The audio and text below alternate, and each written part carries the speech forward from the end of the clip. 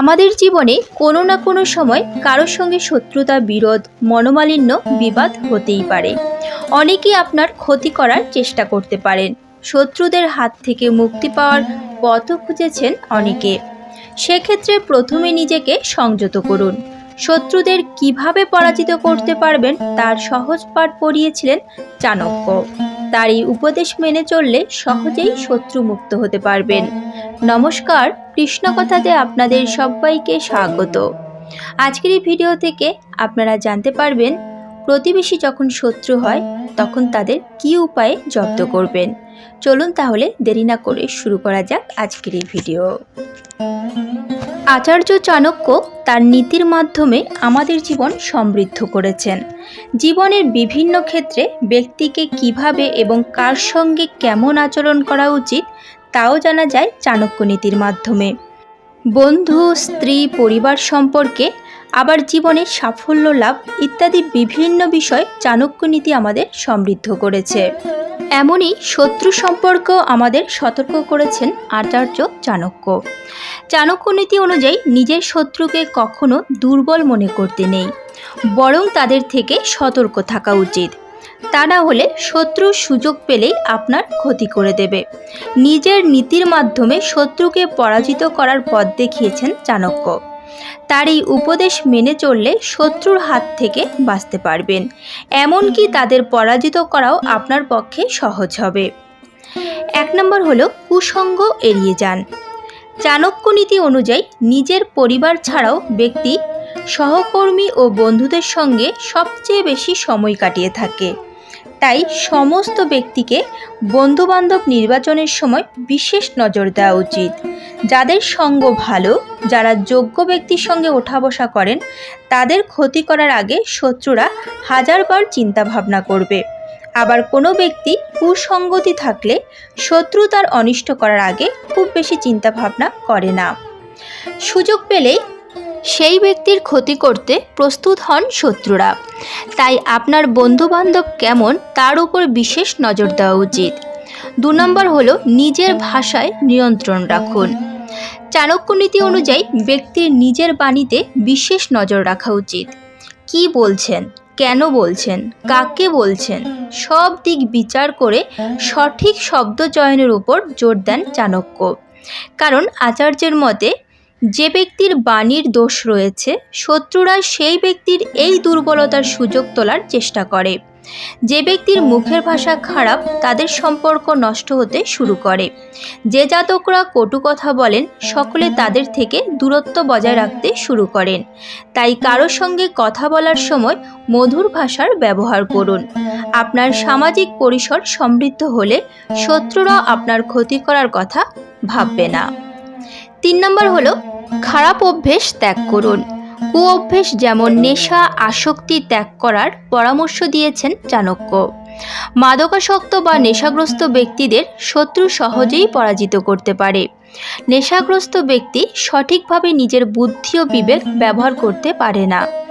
এমন পরিস্থিতিতে সেই ব্যক্তি কোনো না কোনো ভুল করেই বসে, আর সেই সুযোগ নেয় শত্রুরা। 4 নম্বর, নিজের শত্রুকে জানুন। শত্রুকে পরাজিত করতে চাইলে তার সম্পর্কে সমস্ত তথ্য নিজের কাছে রাখুন। শত্রুর শক্তি, দুর্বলতা ইত্যাদি সমস্ত কিছু জানলে তাকে পরাজিত করা সহজ হবে। তবে এর পাশাপাশি আপনাকে আসল বন্ধুকেও চিনতে হবে।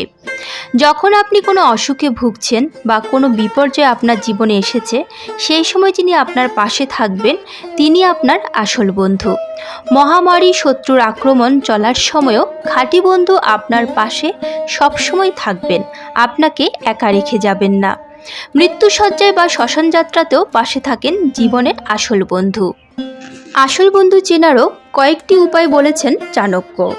যেমন 1 নম্বর হলো যখন কেউ গুরুতর অসুখে ভোগেন তখন তিনি তার একান্ত আপনজনকে স্মরণ করেন।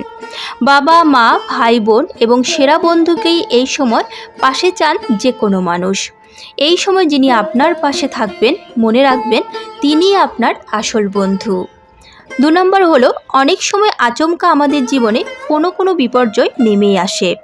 চাকরি চলে যাওয়া, ব্যবসায় বড় ক্ষতির মুখে পড়া বা অন্য কোনো বড় আর্থিক বিপর্যয় জীবনে দেখা দিতে পারে। এই কঠিন সময়ে যিনি আপনার কাঁধে কাঁধ মিলিয়ে পাশে থাকবেন তিনিই আপনার খাঁটি বন্ধু।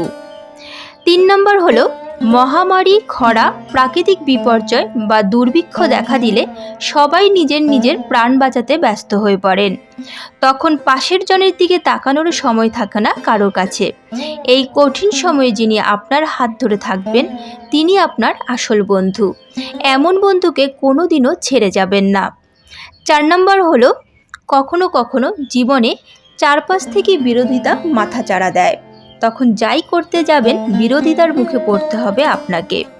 সেই সময় যিনি আপনার সমর্থনে এগিয়ে আসবেন মনে রাখবেন তিনি হলেন আপনার ঈশ্বর প্রদত্ত বন্ধু। 5 নম্বর, যখন কারোর শেষ সময় কাছে এগিয়ে এসেছে, অর্থাৎ তার জীবনের সময় ফুরিয়ে এসেছে, তখনও আসল বন্ধু আপনার পাশ থেকে যাবেন না। মৃত্যু শয্যায় থাকা ব্যক্তির পাশে যিনি স্বার্থহীনভাবে এসে দাঁড়াতে পারেন তিনি হলেন জীবনের আসল বন্ধু।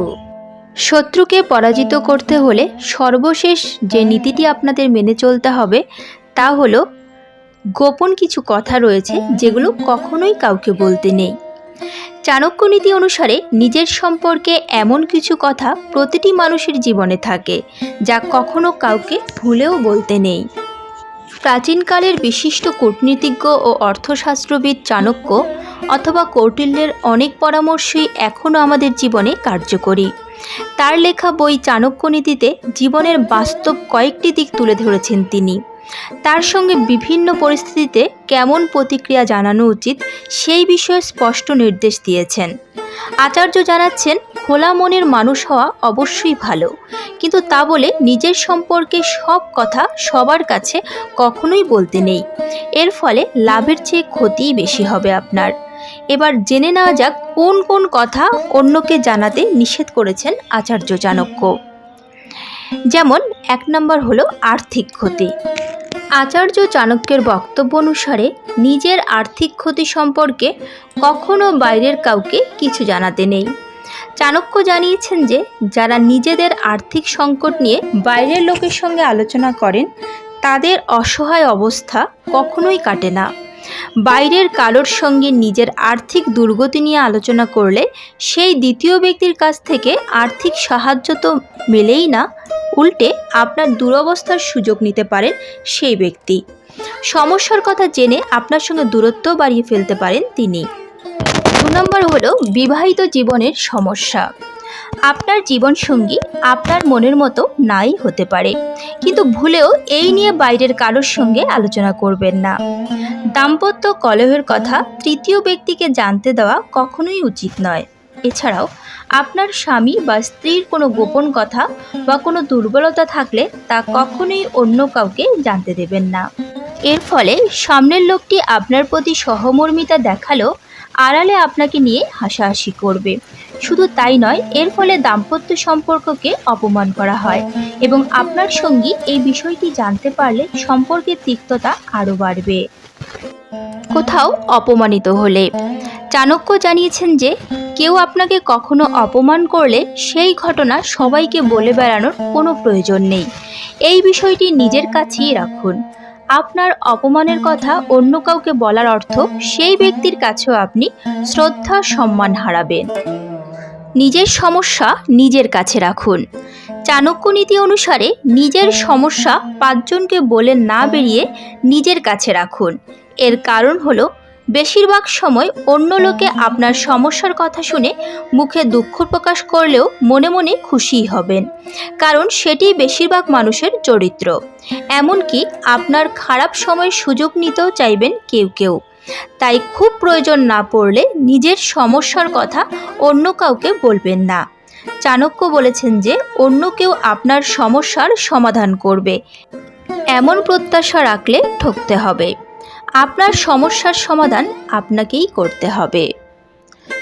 আজকের মতো ভিডিওটি এখানেই শেষ হলো।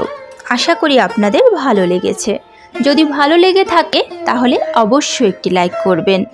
যদি রাধা মাধবের পরম ভক্ত হন তাহলে কমেন্টে রাধা মাধবের জয়গান করতে ভুলবেন না যেন। প্রিয়জনদের সঙ্গে শেয়ার করবেন যাতে তারাও উপকৃত হতে পারে।